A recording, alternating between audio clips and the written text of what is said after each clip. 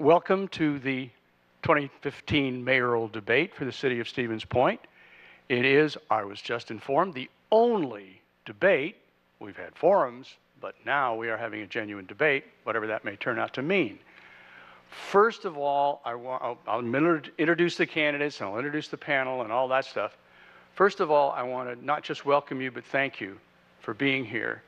Because as a political scientist over the last 40 years or so, I don't know how many times I've repeated, the key to democracy is an informed electorate, which is just an abstraction for a bunch of people who care enough to try to find out what's going on. And you care enough to try to find out what's going on, to inform your vote in a way that many people are not doing. And I want to thank you for that as a political scientist and a citizen of Stevens Point. Now, we have two candidates, Mike Wiese and Jerry Moore, both people with a remarkable amount of experience in Stevens Point city government, on the council, also serving Portage County at various times, chairing committees. You read the thing you got in the program. These guys have been active for a decade or more, consistently, trying to help lead the city to where they want it to go. Now each one wants to see if he can take it to the next level and become the mayor of Stevens Point and perhaps have an even greater leadership role. So tonight we're going to hear a lot from these people. We're also going to hear from our three panelists, Nate Enwald, managing editor of the Portage County Gazette, Brandy McCuskey, editor-in-chief of the City Times, and Larry Lee of WSAU Radio and WSAU.com, where he is the news director. Now, let me give you a quick overview of the way this thing is going to play out, and then we'll get to what we're supposed to do. The candidates will begin with an opening statement, 2 minutes each. Mike Wiese won the coin toss and will be going first, and then Jerry will follow. Then each one is going to have an opportunity, going back in the reverse order. Jerry will ask Mike a question, Mike will ask Jerry a question. When that's done, then we go to the panel, starting where? At the end down there, starting with Nate. They will ask questions of each person, rotating the order, of course. The candidates will have 1 minute to respond to these questions. The person who gets the question first will also have a 30-second opportunity for rebuttal, which he or she, there are no she's in the group, are there? Good catch. I get used to trying to use, quote, non-sexist language. And we could have, never mind. These two guys, never mind. You don't even want to go there. All right. He can, rebut if necessary or desired. It doesn't have to. Now, you see these really cute red hankies up here? Those are challenge flags. And each of the candidates can challenge the answer from another. That is, that I don't believe, whatever. Challenge it for whatever reasons. Now, I don't want anybody to get worried. When the flag goes out, Mike McCarthy will not come in and put you in a Cellcom commercial. Just relax. It's just between the two of them and possibly me if they start yelling, but I don't think they will. And in any case, I'm going to turn my mic off so I wouldn't be able to yell over the top of them anyway. Now, we're going to get going. Mike is the first. Well, at the end, there will be an interesting wrinkle as well. The panel, if they feel there's been a question during the evening that didn't actually get answered, they're going to ask it again and see if they can get a real answer. If not, we'll just do one more question. Then the candidates will have 2-minute closing statements at the end of it all. We're going to wrap it up in an hour, so we better get it going. So, Mike, 2 minutes. Thank you. And thank you all for coming tonight. Should have done a mic check. Special thanks to the City Times, the Gazette, and WSAU for hosting the debate. For those of you that know us, you know that we've both been on City Council for over a decade. Jerry a little longer than myself. You also know that I served concurrently on the Portage County Board of Supervisors since 2006. That extra experience has gone a long way, allowing me to build relationships and work on projects collaboratively with our neighbors in Plover, Hull, and all of central Wisconsin. I think that's why I have the support of not only several of the city council members, including the current president, but I also have many county board supervisors, department heads, and other municipal leaders supporting my candidacy. I've been elected chairman by my peers for most of the committees that I've served on. And being able to bring people together with differing opinions is something I'm very proud of. Business, labor, young, old, Democrat, Republican, wealthy, poor. Everybody brings something to the table, and they know that at my table, they'll be treated fairly, their comments will be welcome, and they will all work together to tackle the issues at hand. The office of mayor will need to work with leaders from UWSP, Midstate, Plover, Hull, Portage County, and especially the business leaders of our community. I've been doing that as an alderman and a supervisor, and hope to continue doing that as mayor. Thank you. Mike, Jerry. Thank you. Good evening. Thank you all for coming this evening. I've served you on the city council for over 14 and a half years, putting in time, sweat, listening, all of these things. We've had one question that's been asked numerous times: what is different about you two? I'm going to answer that question for you now. Have you ever had a job where you've gone and you've done your job and you've been good at it, but you never get to the next step? You don't get the people to work with you to put together your ideas and move things forward. You move to another job. They do things differently. They have different people there. And all of a sudden, you're doing a little better. You're getting some authority positions. You're getting to work with the people around you that are listening to your ideas and doing things. Mr. Wiesa fits in county government. He's very successful there. He does not fit with the city. He's been a councilman. He's never had a leadership position there.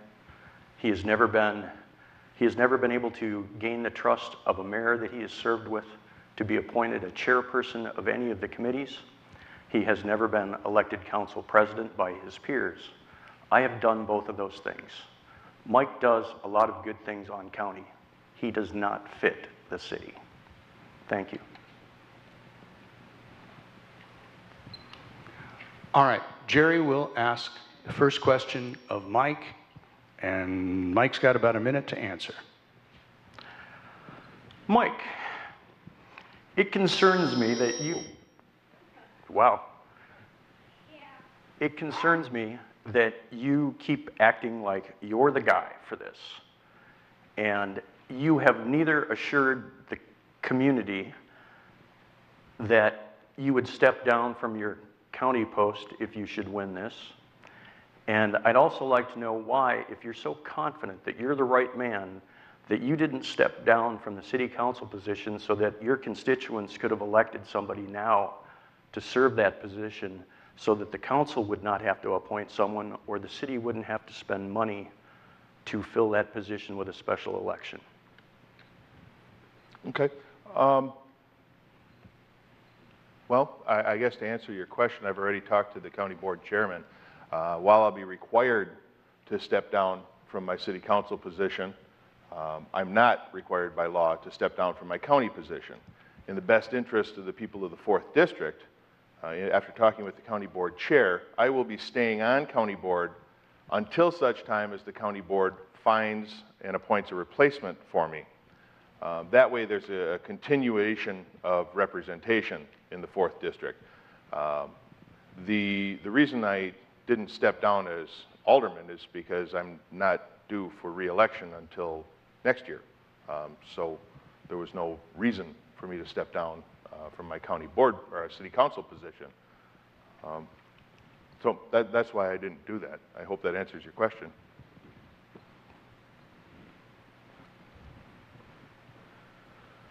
Mike? We've both been on council for many years. And over those years, I've been directly involved in several projects. The one that I'm most proud of is creating that 30-acre dog park through volunteer work and community donations, 0 tax dollars. What project have you done that you're most proud of?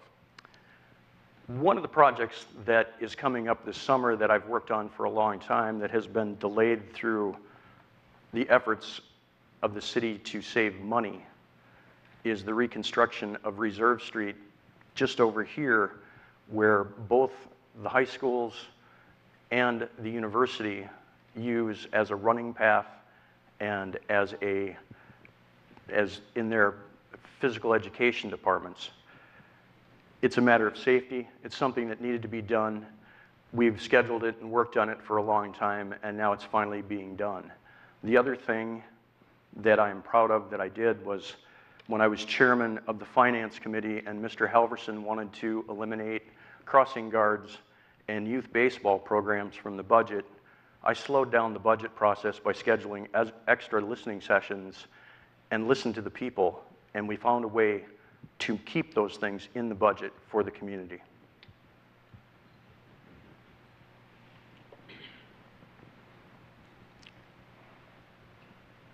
Nate, your first question for Mike? With all this, excuse me, my voice is a little hoarse, that's going to happen. With all the discussion about reducing the city's debt, what is your plan to address the city's deteriorating infrastructure, including ongoing roadway repair and outdated underground utilities? Specifically talking about the infrastructure, we have and will continue to have a cyclical repair schedule. We, several years ago, we had a survey done of all the streets gauging the state of disrepair. That's down in the Public Works office, telling us which streets need a simple resurfacing, which streets may need a total reconstruct or simple patching, things like that. I don't foresee anything in the near future that's going to be different than our regular scheduled cyclical repairs. About $1 million, $1.5 million every year is allocated to the street repairs, and I think that will probably continue. Jerry? I totally agree with Mike. The only difference would be that I would continue to work with those two department heads, water, streets, to make sure that they collaborate with each other to do these projects as fiscally responsible as they can so that we can move more and more of them forward and schedule them appropriately so that they will get done and get done right. Thank you. Mike, anything to add? Nope, I think that covers it. All right. Randy? Both candidates were serving on the city council when it approved a $62,000 parking study in 2014, and in 2013 a $25,000 study to determine if the former Midstate building on Michigan Avenue could be a suitable location for a new city hall. With so many educated and qualified department heads and employees already at the city's disposal and on salary, and with a university filled with young professionals who potentially have related experience, how does the city justify this extra expense, and should outsourcing these types of studies be a continued accepted practice? Thank you for asking that question. I was just talking to one of my colleagues today about that the city has used too much of its monetary resources in doing studies outside of city that we can do at home. We have the intelligence, we have the right people, we have a very strong intelligence staff, we have great employees. We should be able to do these things in-house. We may on occasion have to look somewhere else for some guidance maybe, or for some expertise, but overall it is something that we should be focusing more as an in-house feature and not be wasting our tax dollars in that manner. Mike? And for the most part, I agree. Anything that we can do in-house, we should be doing in-house. The recent pay study was a good example. We hired a firm for $36,000 to gather information that's available to the public through open records. The two in question, I think, though, are a little bit outside the ability of our current staff. We don't have a facilities director, per se, like the county does in Todd Neinfeld, to determine space needs and what upgrades and things would need to be made to Midstate to house the city offices.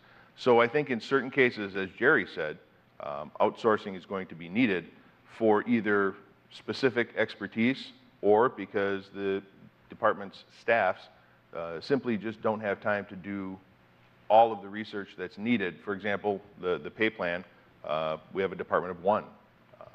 But I think some of those can be done, as Jerry said, in-house, and if they can be, they should be. Jerry, anything further? Just one statement about the Mid-State building. That was looked at as being a possibility for City Hall. When we received that study back, there were so many changes, additions to the building to make it happen. It was really monetarily unfeasible. We were told by our past mayor that that building had more than enough square feet. By the time the study came in, it wasn't nearly correct. Thank you. Larry? The Stevens Point Industrial Park currently has some vacant buildings, and once Skyward moves into their New World headquarters, that site will be empty too. Should the city consider redeveloping those properties, starting a business incubation project, or just let the real estate market take its course, and why? My turn? Yep. Well, being an employee of Skyward, I will be soon vacating that building in one way or another. I can tell you that the real estate market is already aware of those vacancies, and there's some interest out there in repurposing the buildings that are there. The city's job, I think, is to market those available lots and buildings. I don't think it would be appropriate if you're suggesting that we raise the buildings and build a new structure for someone to hopefully occupy. I am against doing any sort of destruction until it's necessary to do that destruction. So I think that the market should be given an opportunity to fill those buildings. And I know that there's a few opportunities that are in the works right now for some of those buildings.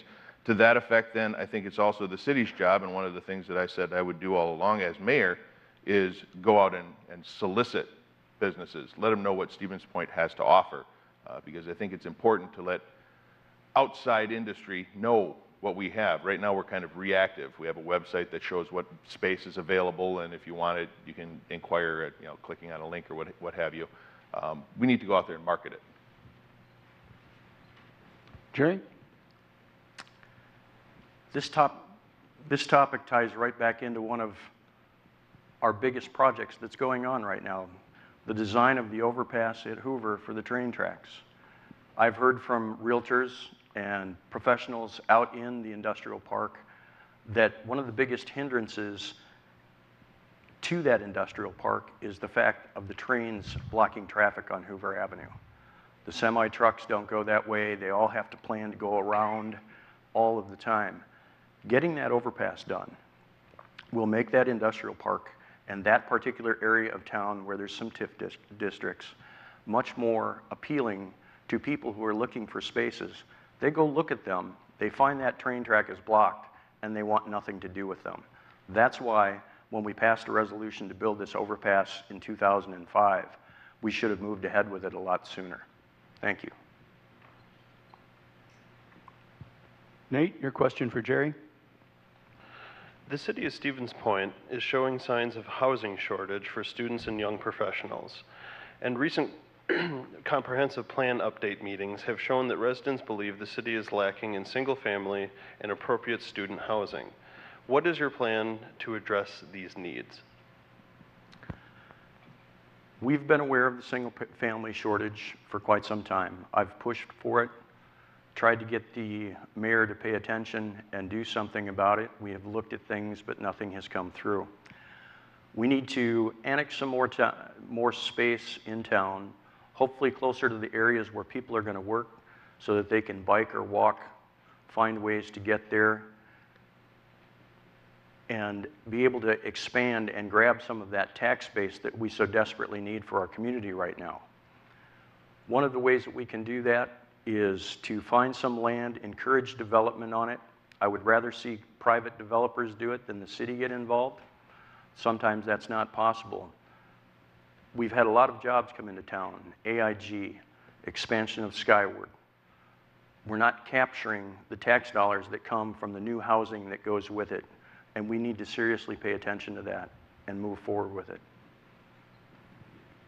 Mike? Jerry's absolutely right. we're creating the jobs and we're using that TIF financing to help the businesses that are creating the jobs. But the direct effect is that the people who are filling those jobs are tending to want to build, as anybody would. You want a new house, you want to build it to your specifications rather than buy someone else's and worry about remodeling. I wouldn't say there's a housing shortage. There's a desirable housing shortage. There's houses available. We've got a few young couples in our neighborhood that have bought older houses and remodeled them because that's what they like to do. But the ones that are wanting to build have a tendency to build out in Hull or Stockton or Plover, simply because Stevens Point doesn't have the area within the city boundary to build those houses. Really, the only place we can expand is east. We have very little room to grow north because we're bordered by Hull. South, we have, of course, Whiting, Park Ridge, also to the east, and to the west, there's very little buildable area too. So east is the way we're going. We're in the process right now with the new East Park Commerce Center.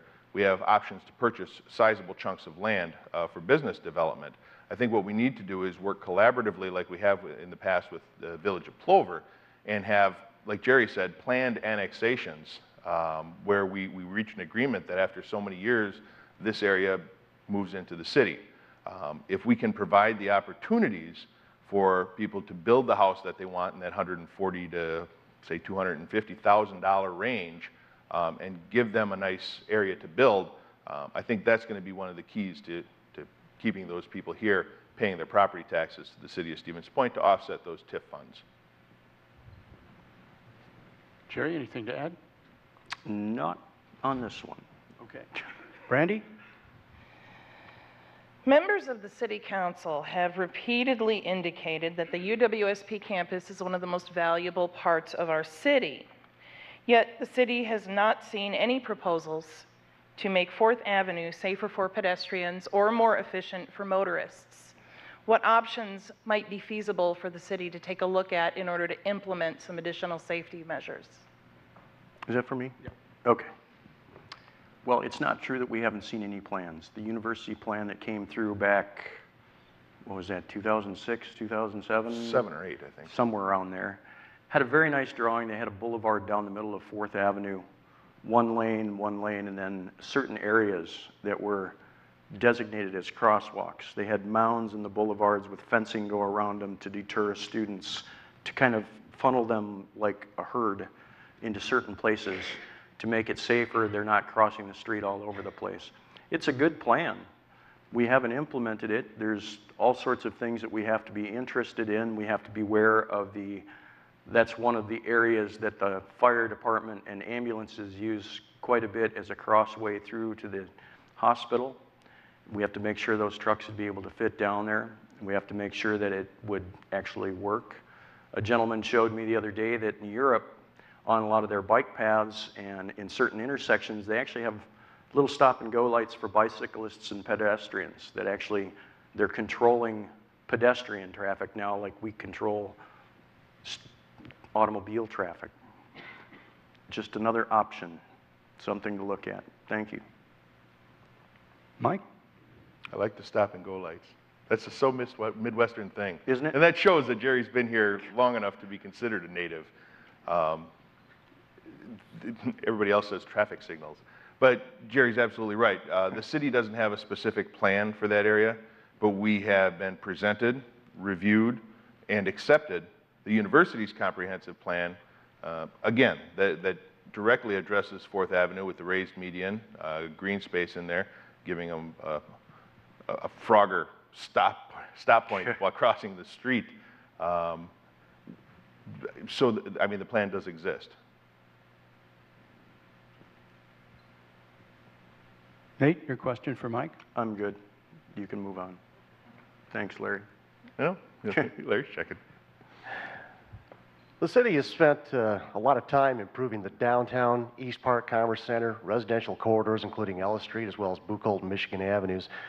What part of the city do you believe is most underserved or most in need of improvement, and how specifically would you propose accomplishing those improvements? Is that one me? I believe that's you. Okay. Yeah.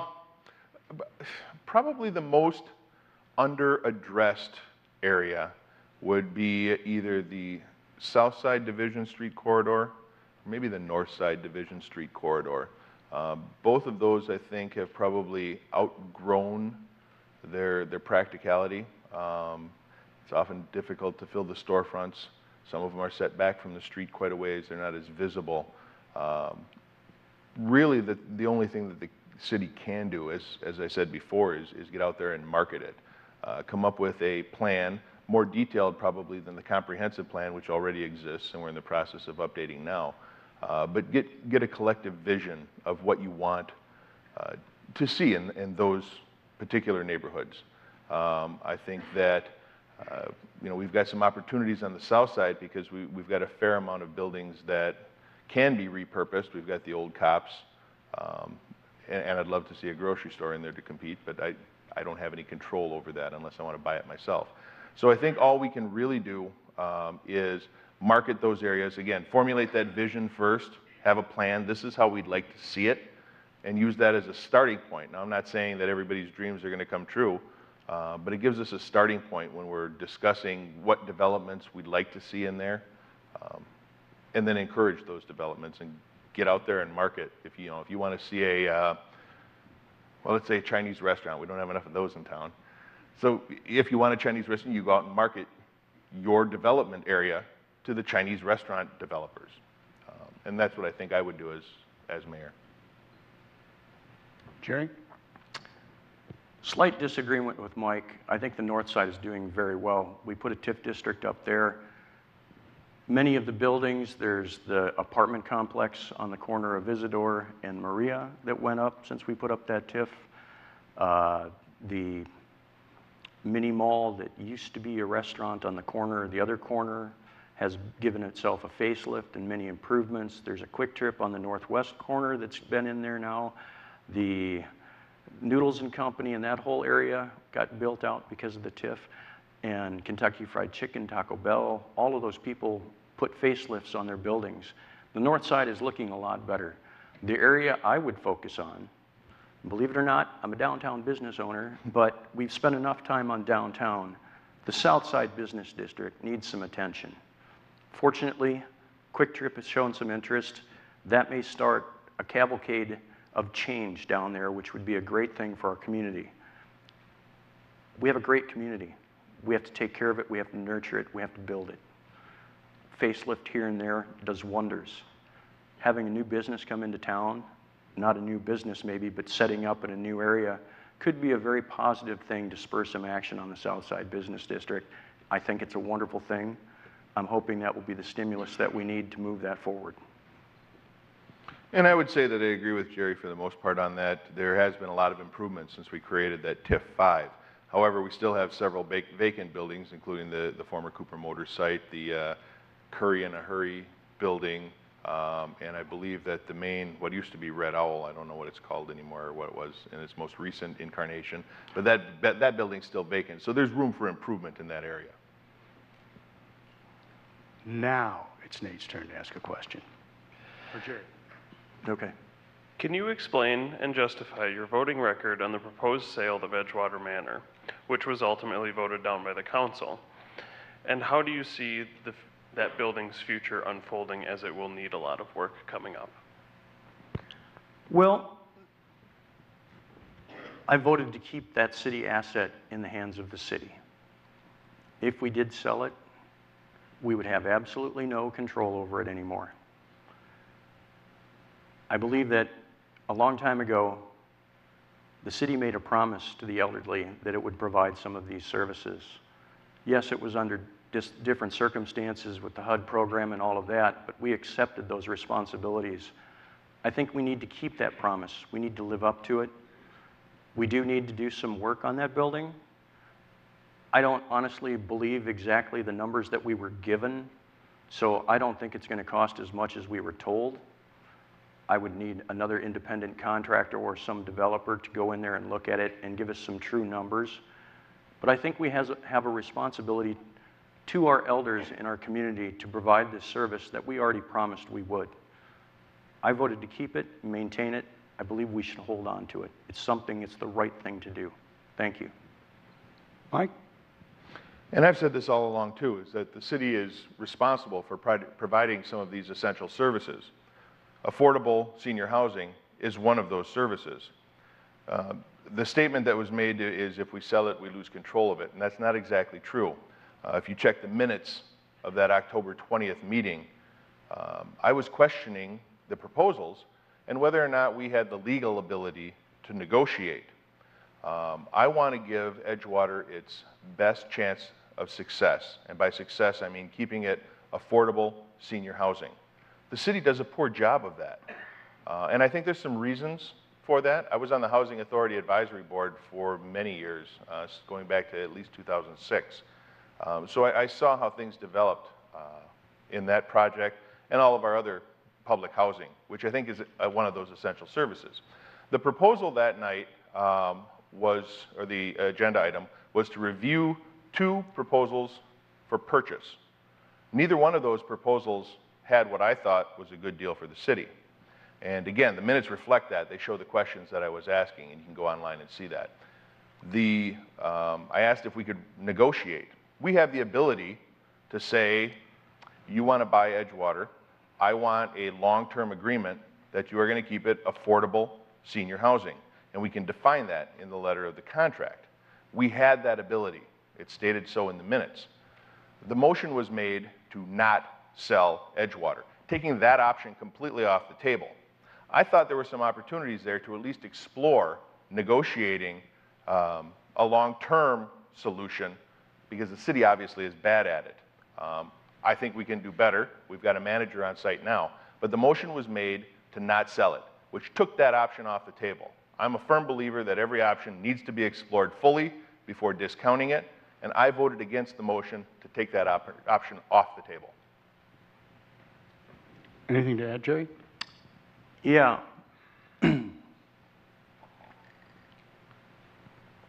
We have a responsibility to our seniors. There is no guarantee that if we sell that to a private entity, I don't care what kind of contract you have, as long as it meets the zoning requirements once it's out of city hands, they can come to you in 2 years and say, you know what, this just isn't working, we can't live up to the contract, we still own the property, we're going to do with it what we want. It's unfortunate, but it's a reality of life, and we've seen it with other things. That's it. If we want to keep it as senior housing, the city needs to hold on to it to do that. There's no guarantees otherwise. Thanks. Brandy, your question for Mike? At Wednesday night's League of Women Voters Candidate Forum, both Mr. Moore and Mr. Wiesa talked about the need to increase the city's equalized value. What is the first specific move you would propose the city make towards increasing the equalized value? Raise the property taxes at your house. Well, that's pretty specific, isn't it? The only way you're going to increase the equalized value is to have development. First and foremost, you have to create that development. We've got some projects in the works right now, and specifically what I would do is I would encourage the projects that are in the works and go out and seek new projects. I've actually been doing that already. I've talked to several developers who, through the grapevine, I've heard in one way, shape, or form, they're looking at expanding or potentially constructing new, not necessarily in the city. I've met with them initially, unofficially, and tried to convince them of that. So those are the things that I would do specifically. Jerry? First thing I would like to do is go back and crack open that wonderful comprehensive plan that we have. Look at the designated areas, try and figure out, with the help of department heads, council, what projects and where we want to do them, talk to surrounding communities, work collaboratively with their leaders to make a plan to annex areas, correct some of our border issues, and get developers to come in and build on those sites. We have a plan in place to do this. We need to follow it. We need to use it to our advantage. We need to use our abilities to communicate with other communities that surround Stevens Point, the absolute necessity of the strength of the city for everything else in this area to survive. We have to keep the city strong. Thank you. Anything to add, Mike? No, sir. Okay. Larry? Officials from the Stevens Point Police Department have indicated extensive space and security issues present in the department. What is your plan to address layout and space problems in both the police department and the city's portion of the courthouse? And do you feel it would ever be appropriate for the city and the county offices to be located in separate buildings? All options are on the table.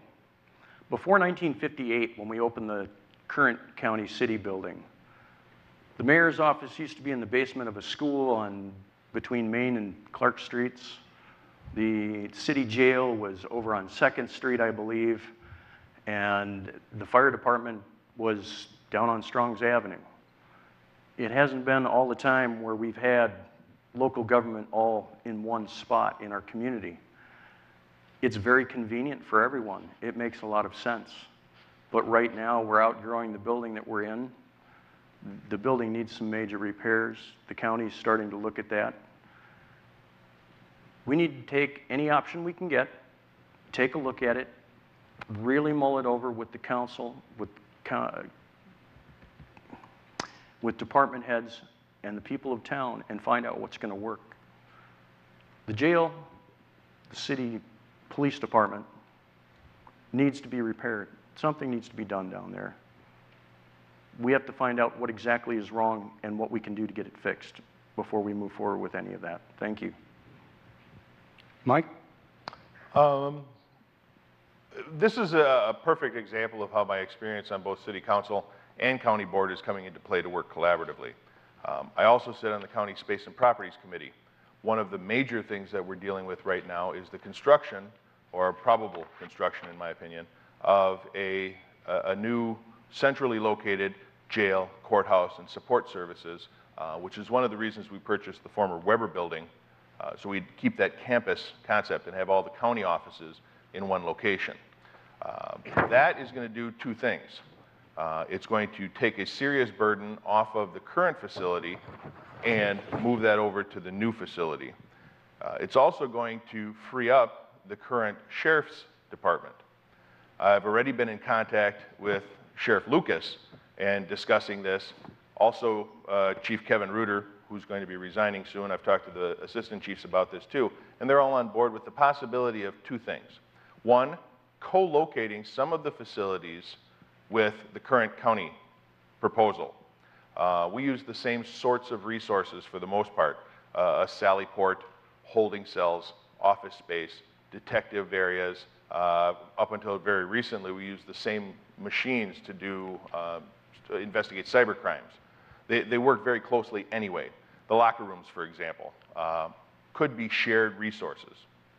That's a possibility. The other possibility, the one I like the best, is that when the sheriff's department moves out of their current facility, relocating our police department into the existing sheriff's department. They already have the sally port. They already have the holding cells. They have a dispatch center. They've got the room and all of the facilities we need. We would convert the current holding cells and the jail cells and repurpose those as office space or whatever we happen to need. That's going to take the burden off of the current county city building as well. Some of the structural problems that we've been talking about, oh wow, if I talk down, it gets really loud, are the fact that the building's old, 1958. We've got some leaking around the foundation that we've tried to address. Most recently, in the police department downstairs, one of the plumbing problems in the men's bathroom. It's old, it's deteriorating. Those things need to be updated, and some of them are really cost prohibitive. That building has been remodeled so many times that none of the heat exchangers work the way they're supposed to. We have air conditioners going in the middle of winter. So I think there's some opportunities there once the county builds their facility to work and share those resources. Back to you, Nate. This is for Mike. Not including projects already approved, such as Hoover Road overpass, and outside of Business 51, what specific capital projects would you pursue if elected, and how would you fund them? I'd fund them with money. It is. We've actually kind of started on one of my goals. That's probably the most cost prohibitive project that we have, and that is getting the streets department out of Buchel Park. It's been there forever. And I think it's ironic and sad that we have heavy equipment, salt storage, and most of you probably don't know that, but our city's fuel supply is stored literally within a stone's throw of the river. If you drive through there right now, you'll see that some of the pine trees are dying. It's because some of the salt from our old salt storage shed was leaching through towards the river, killing off the trees. We have no business having that heavy piece of structure in a city park. The problem is it's extremely expensive to build a new facility. As I said, we've kind of already started on that, moving the transit facility out of that building and building a new one out in the business park. That would be a goal, and how to fund that is probably going to be the biggest problem because it's going to be exceedingly expensive to build a new one. However, what I would look for is grant opportunities at the state and federal level to see what's available. And of course, unless we get those grants, it's almost impossible, short of a referendum, to raise the revenue necessary to build a new facility, probably again out near where our transit facility is now on the industrial side of town. Jerry? At this time, I haven't really been looking for capital improvement projects to be spending money on. We have debt service to pay down.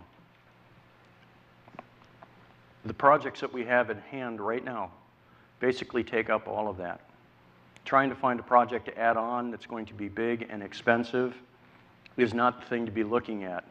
We can be mindful of them. If something comes up, we should pay attention to it. But right now, we need to find ways, creative, legal ways to pay down our debt service so that we can do more capital projects. But we have enough on our plate right now with the capital projects that we have going and being started with the overpass project that we really don't have any more room in our budget for any more capital projects. We have to be sensible about how we use our money and paying down our debt service. Thank you. Anything to add, Mike? No, sir. Brandy, a question for Jerry. The Portage County Business Council receives an annual payment of approximately $30,000 from the city. Some members of the City Council have repeatedly questioned the value of the Portage County Business Council and what it provides to the city. What does, in your opinion, the Portage County Business Council do for the city, and should the annual payment continue? I was wondering when you were going to get to that one, Brandy. I'm wondering the questions, yeah. I question their value also. They come in, they did a report, they showed us how to use their new website, which they frankly could have sent us an email of. Back a couple of years ago, all of the council members, if you weren't associated with another form of government in the city, quit receiving their email notifications. At their forum for the mayoral candidates last month, I asked them how come we quit getting those, and they checked their email and found out that all of our addresses had been removed. They put them back in. I get all sorts of emails from them now, which is good because they do a lot of things, and now that we have that email coming in constantly, it appears that they're doing more than we knew before because we weren't being notified. I still question the value of it. I still question whether or not they're actually bringing business into our city. I hope they do. I hope they continue to work hard to promote Stevens Point, not just Plover, not Whiting, anywhere else, but equally serve the city who is generously providing them with a monetary source so they can continue their jobs. Thank you. Mike? And I was completely unaware that City Council wasn't receiving those emails. Apparently my county board address was the one that was receiving them, and I have them all forwarded. So I was getting the emails, and I was well aware of what was going on. It came as news to me at that forum when I found out that the city wasn't receiving those emails. So I've been well aware all along of what specifically the Business Council does. And there's been people on county board that have been critical of that funding too. They want to know what they're getting for their tax dollars, and I think that's very appropriate. What they are getting for their tax dollars is that frontline form of marketing that I talked about. While they don't have the resources to go out and solicit the businesses, like I said I was going to do when I get in office, what they do is they provide the central location for anyone who's interested to come and see what we have available. So they have a listing of all of our vacant buildings in the county, all of the potential construction sites, and their job is to be that first contact, similar to what the Convention and Visitors Bureau do if someone wants to hold a hockey tournament. That is their primary function outside of the county. The secondary function that the Business Council provides is service and support for the businesses that already exist in Portage County. Most recently, and I'm probably a little biased on this one, they were very active in lobbying the state and rallying support to keep Skyward in Wisconsin. For those of you who don't know, there was a strong chance because of the state budget that Skyward was going to be forbidden by state law to do business in the state of Wisconsin. We were this close to moving, taking that world headquarters, those 500 jobs that we currently provide, and leaving the state. Through our state legislature, rallying of support from some of our users and specifically the Business Council, they were able to get the state budget changed, allowing Skyward to not only stay, but now we're building a new $20 million world headquarters with an anticipated 1,000 jobs in the next 15 to 20 years. So those are some of the things that the Business Council does currently. One of the things that I want to do is expand on that and have them assist in going out and marketing those businesses. They already have their mailing lists and so forth, working with the Convention and Visitors Bureau, and as I said before, potentially even working with our Community Development Director, either creating a new position or repurposing some of the staff time to allow us to go out and market Stevens Point. I'm good. Okay. According to the city's Community Development Director, Michael Ostrowski, parking issues are a top complaint received by his office. The city is currently undergoing a parking study for 3 key areas of the city, downtown and the area surrounding UWSP and St. Michael's Hospital. In your opinion, is the study comprehensive enough? And what would you propose to improve the city's parking problems? Also, do you think the new science building should have a lower level parking? Who's first? Oh, I'm first on that one, sorry. I hadn't even considered having lower level or underground parking at the science building. It's a university building, but when next time I talk to Mr. Rasmussen, I'm going to see if that's ever crossed their mind. The parking study, some of you were there, I know Mr. Rasmussen was, had their meeting tonight. It was a public information section at Midstate when anyone and everyone could come and voice your concerns about parking in those areas. I was there right before I came here. It was a pretty good turnout. And we're in the public input phase. They're actually going to be meeting with the Downtown Business Association on April 7th. So if anybody's interested in not doing anything, I think Jerry and I have something else going on that day. I think all of you do too. I hope. So I think this is one of the things that we mentioned earlier where we said that if the city has the resources to do the studies on their own, they should be. And that's exactly what we're doing. I think one of the biggest keys to our current parking problem is enforcement. As a matter of fact, I just learned tonight that there's been a car parked in the Mid-State lot for the better part of a month. Never got ticketed, never got towed. Parking enforcement is difficult because we're short-staffed. So I'm going to work with the university and Mid-State to try and fill some of those staffing gaps that we have, not only with parking enforcement, but with the inspection department, things like that. There's students that are going to school right now to learn the trade to get out and do those jobs in the future. We can offer them an internship, for lack of a better word, and help shore up some of the city's shortcomings with staff and give them real-world experience so they can finish school and have something nice to put on their resume saying, I've already done this job. So I think enforcement is going to be one of the big issues. The other part is the fact that people want immediate and convenient parking, and that's not always available. People want to park right in front of the store to run in and get a cup of coffee. We've got a lot of parking downtown if you're willing to walk a block or two. So I think realization of where those parking areas are, and I talked to the director tonight at that study, or that hearing about that, is that we can have signage directing people to all the new lots that we have available, showing them that there are places to park if you're willing to walk a block. Jerry? Mike hit on a lot there.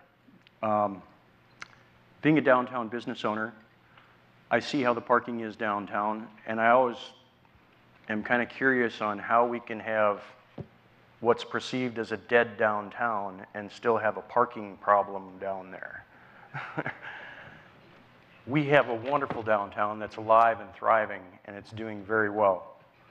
Parking downtown has been a lot better now that we opened up the area around Mid-State and the area around Great Lakes. It's not perfect yet, but it's like Mike said, it's about people wanting to have the parking spot right in front of where they want to go. They have to be able to walk a little ways, be willing to, and we really don't have a major issue downtown at this time.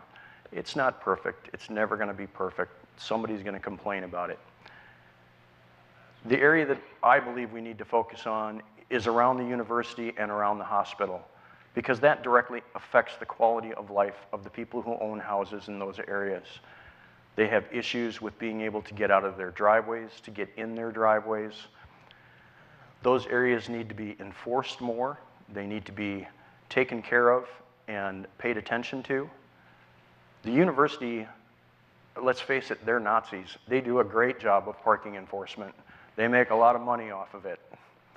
We need to send some of our parking people probably to the university to train with them so that they learn how to do their job more efficiently. And that might help us with some other monetary issues in town too. Thank you. Okay, folks, the panelists have some things they want to clarify. We're going to take about 5 minutes for that, then we're going to have the closing statements. Actually, I think we have one more question. No.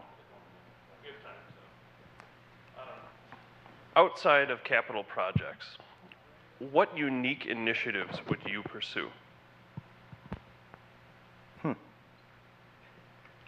Paying down the debt. I know it's not unique, but it's very important. It's what we really have to be conscious of. We've got a lot of little projects we can do around the community. We can pay attention to the bike ped plan, do the things on there that don't cost a lot. We can review signage in downtown, signage around the community. There are all sorts of day-to-day things that have been neglected for a while at the city. Being a business owner, I know what it's like to have those little things and how easy it can be to put them off a little bit, and how disastrous it can be if you just let them sit and be ignored. Our police department's an example of that right now with the problems in the building. You have to take care of the little things. We need to focus on those little things right now. We have the perfect opportunity to do it. We have the perfect opportunity to pay off our debt, take care of those small problems before they become big problems, and continue to move the city in the proper direction. Mike? And my biggest initiative, and I think I've said this at every other public forum, is re-energizing the Eco-Municipality Task Force and the path to sustainability and expanding on that. I said it last night that I want to have a partnership with the community, business owners, residents. I think they feel intimidated and maybe are inhibited by coming down to city council meetings and things like that. They can be pretty intimidating. What I want to have is I want to encourage that participation. And the Eco-Municipality Task Force started that back in 2007, getting groups of citizens of like interests to work on different components of that. I want to keep those community advisory boards. AMNA is a good example, the Old Main Neighborhood Association, who takes pride in their neighborhood and addresses issues, works collaboratively with the university and the residents, and then comes to the city with suggestions and proposals. I think it's important to do that, and one of the things that I wanted to do in addition to those community advisory groups is have a sort of suggestion box, not only a physical box outside the mayor's office where people can drop their thoughts, comments, or suggestions in, but working on the website, because people don't want to be seen dropping a piece of paper necessarily in the mayor's inbox. but I want to give everybody the opportunity that has something to say or has an idea or a concern. I want to give them the opportunity to present that to someone who's going to listen. That person is going to be me. And I want to do it on a website so they can do it anonymously. It's not going to be a forum where people get to argue back and forth, because that usually turns into a mess. You have a comment, you submit it, I will respond to that. If necessary, I will get other department heads involved and respond to that. That's probably my biggest initiative. Okay, are you guys ready to clarify those things you didn't feel clear enough? Oh, yes. All right. Okay. A few moments ago, we talked about the possibility of city offices potentially moving into empty county space at some point in the future. One of the candidates in particular made it sound like it would be a very simple, kind of an easy process. I would like to clarify your thoughts, and of course for the voters also, what does that process entail when the city and county come together to work on co-locating, sharing space, or potentially a lease type of situation? We saw how messy things got with the library lease and how it dragged out for so long. So what, if this were to move ahead in this kind of direction regarding law enforcement offices for the city, what kind of process could the public expect to see? Who starts? Jerry. Oh. This is one of those situations that concerns me, that Mr. Wiesa wears two hats in this community. Where is his loyalty going to stand, with the city or with the county? In past agreements we've had with the county, city taxpayers are being taxed twice for the same piece of property and the same project. The Lincoln Center, the library, we pay county taxes. The city of Stevens Point, believe it or not, is in the county. We also pay city taxes. So we haven't been making agreements where it's been equitable for everyone. If we reach into another one of those agreements, we're going to have somebody that's going to stand strong for this community, which will be me. I will stand up for Stevens Point. We will not enter any more of those kind of agreements because they are harmful to the taxpayers of the city of Stevens Point. We need to find a way to do that. It may be the right thing if we can get the right agreement, but we need to walk in there with the mindset that we need it to be fair for everyone. Thank you. Mike? For those of you who have ever seen a county board meeting when it's relating to a city issue, you know that I've always represented the city's interests, specifically that of the 4th District. That comes first. I am a city representative on the county board, and anyone on county board will tell you that. Brings some disagreement sometimes, but I represent the city first and foremost, and that's never going to change. To answer your question specifically, I would have to give you an example of what might happen to tell you the process. And this is, again, another one of those situations where the fact that I've dealt with the city government and the county government and built those relationships, and I know the process on both sides. As I said, I sit on the Space and Properties Commission. So let me tell you what would happen, let's say, if the Sheriff's Department vacates their current facility. Now, keep in mind that none of these are done deals. The county actually had in their plan to raise that building and offer some additional parking. Barring that, if we reach an agreement to purchase that building, and it would have to be a purchase, I wouldn't go for a long-term lease, because if the county doesn't need it, they should get rid of it. Purchase the building, it would have to go through, first of all, a negotiation. Let's say we settle on a price of $1 million. The project would have to come to City Council, go through our Finance Committee, and through the vetting that normally happens on City Council. It would also then go through probably the Space and Properties Commission, a committee on the county side, and then have to go through probably Executive Operations to get that squared away, and very likely the Finance Committee to approve the purchase price. And then it would go to the county board for full approval. So, I mean, there's red tape involved in any of those options. And they would be different if we were to co-locate. As Jerry said, in a co-location standpoint, we would have to have a solid agreement like we have with the current county city building, where the city actually owns 20-some% of the building, and we lease another certain amount of square footage from the county. Those are long-term leases. That can get a little hairy depending on who is involved in renegotiating the lease. I think that if we do things right from the get-go and have that lease continuation, I don't think a lease would be that much of a problem to do either. Answer your question? Ish? Kinda? Want a red flag? Which brings me to my final question for the evening. Actually, you two are different in personality. That's fairly obvious, one would think. One of you is perhaps a little more outspoken. The other one is perhaps a little more introverted and reserved. How are you different? In every candidate forum that we have had over the past few months, you two gentlemen have nodded in agreement with each other more often than you have disagreed. So please explain, what are your biggest differences? Who goes? Mine. Is it mine? Excuse me, I'm taller. No, and it's funny that you mentioned that because Jerry and I have a similar mindset. We've known each other since college. A lot of people probably don't know that.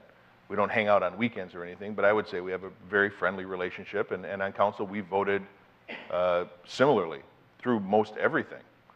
I think the main difference that I see is the fact that I am probably a little more outspoken. I still listen to all of the different perspectives, evaluate the information, but once I make my decision, I'm pretty vocal about letting people know. One thing I don't do is I'm not saying Jerry is, but I'm not wishy-washy. I don't do a lot of hemming and hawing. I will sit and I will listen to anybody that has an opinion to offer, as long as they're respectful. There's a few people that address the council on times that aren't. You may have heard of them. But I think it's important to get all of the information, and I think Jerry feels the same way, but the big difference is I am a lot more outspoken, and some people call me the class clown. I have fun with what I do. When I like to do something, I like to enjoy it. I like to experience it. And just because I crack a joke every once in a while doesn't make it any less serious when we're dealing with very serious issues. But I think it makes everybody feel a little more comfortable when making those decisions. Jerry? I pretty much explained this at the beginning of the evening. There are things that we've both accomplished. Mike is very successful on the county board. He fits the county board.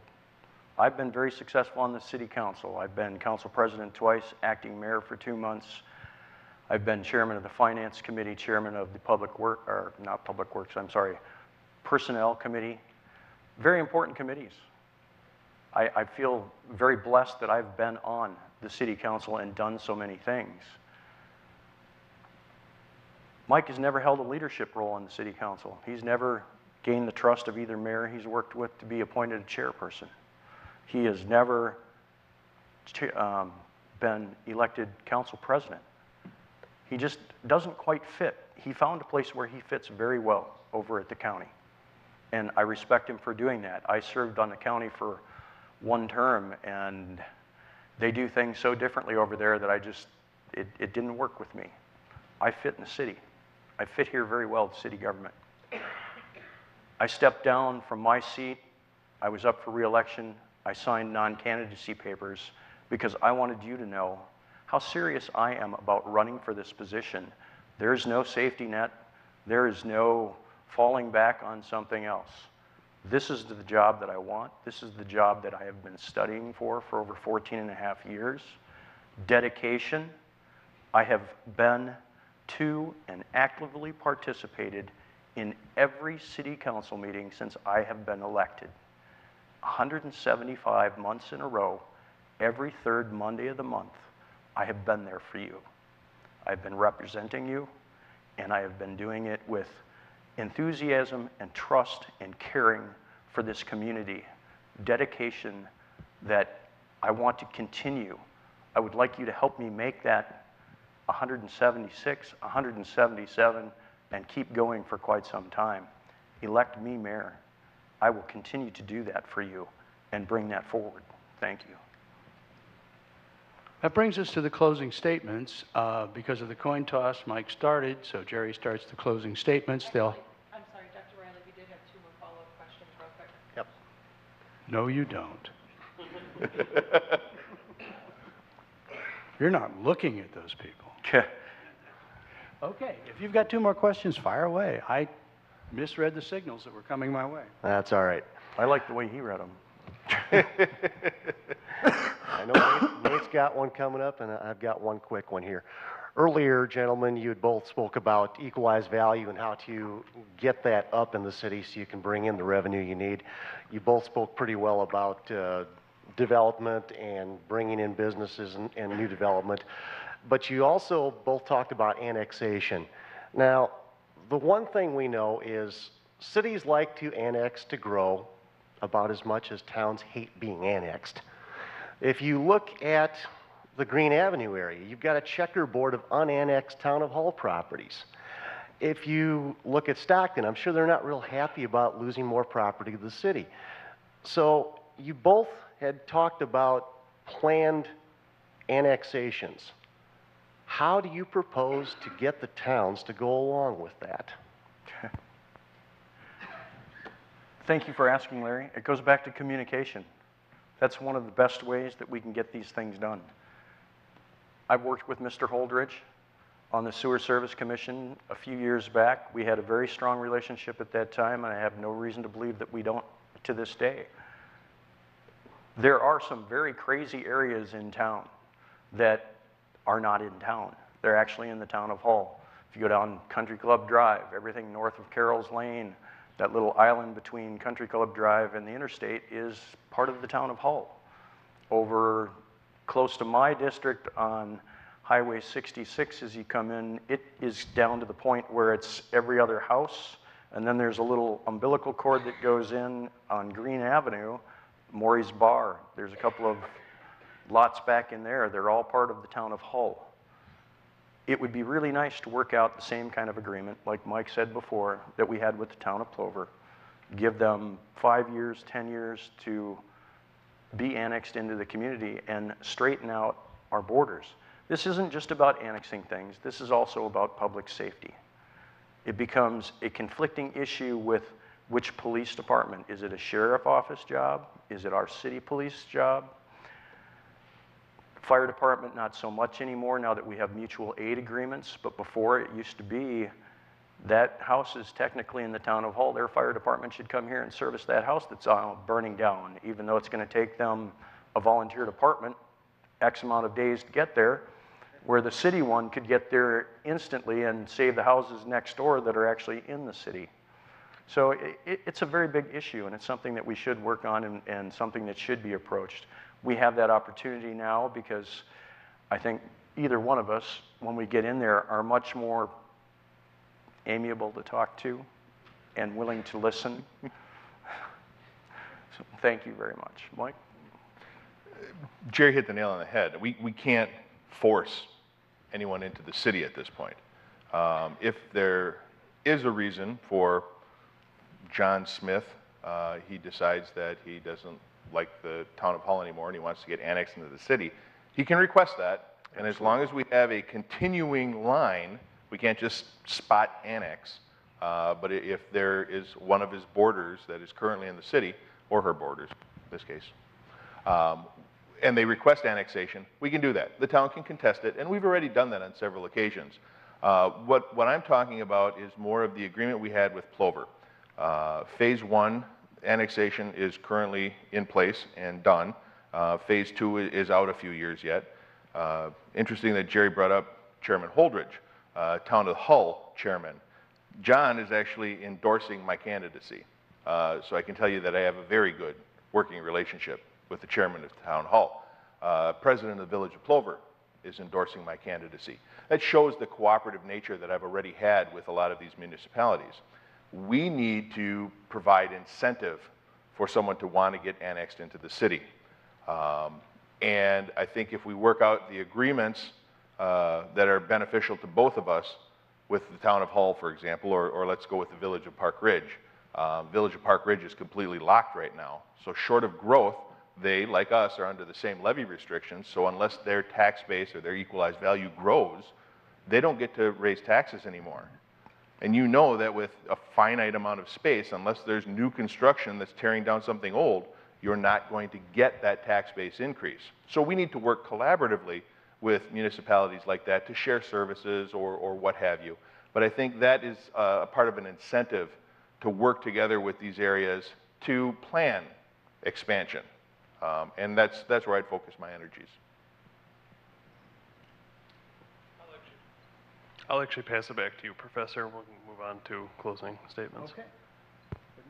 Can we challenge? All right, again, Sure. by the Sorry, coin Larry. toss and all the other rigmarole, it's now Jerry's turn to spend 2 minutes in a closing argument, then it'll be Mike's, and then we're done. I've enjoyed serving this community for the last 14 and a half years. I respectfully ask you to vote for me because I think I have done it in a meaningful way, doing the right thing, making the right decisions, very tough decisions at times, sitting through some long meetings, listening to people. Every day people come into my business and talk to me about what's going on in the community.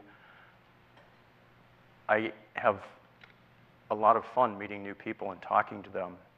I go out and see people, I get phone calls. I had one gentleman come in and had a problem in the neighborhood with his neighbor dumping stuff in his yard behind his garage, and he actually coerced me into leaving my business and closing the doors, or leaving my fiance there to take care of it by herself for a while, and we went out and took care of it. Did those things, all the little things that come up. To me, it's a very enjoyable job. The job of the mayor would be 10 times that, which I would get 10 times as much pleasure from. I think it's a wonderful community. We have great people. We have great amenities. We need to talk about them more. We need to take pride in our community. We've got to quit being so nitpicky about little things. Look at the bright side of life, as Monty Python used to say. So please, April 7th, go to the polls, vote for me. I will do the best job I possibly can, honestly, fairly, and with dedication. I thank you. This is the last big public opportunity to see us on the same stage before the election on April 7th. I know that some of you may still have questions, and I'm sure that Jerry or I would be happy to answer them anytime. We both got material out on the table in the lobby. Feel free to help yourself. My number's in the phone book. Contact information is available on the city website, the county website, or you can visit my website at www.mikewiesa.com. Thank you all for taking the opportunity to become involved in your future. I hope it doesn't end there. Stay involved. I know each and every one of you have ideas that can help the city, and I'd love to hear them.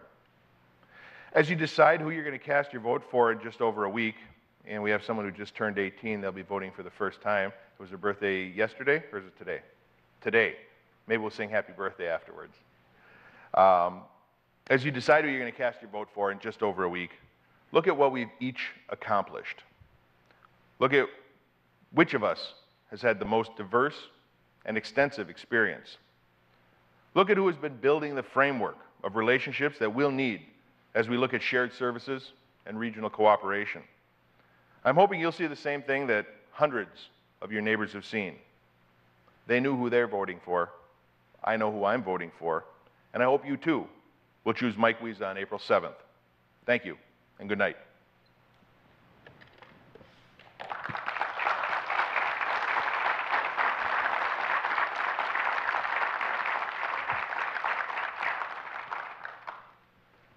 That will just about wrap it up. I want to thank the two candidates very much for being here and for being pretty forthcoming. Some of those things didn't need that much clarification. I thought they did a first-rate job, and I think all of us can sit down and think about it. We have heard two candidates with lots of experience explore some differences, explore some similarities, and talk to us about what they might do if we elect the mayor, and we're going to elect one of the mayors, so give it some serious thought. I also want to thank the panelists, of course, Nate and Brandy and Larry, for asking the questions, for keeping the questions pretty focused on pretty important stuff. And I, again, for the last time, want to thank all of you for being here tonight, for engaging, as Mike says, for getting interested, for caring about what's going to happen in your community. and learning enough to make a really informed decision come April 7th. So thanks, everybody, and I think we are done.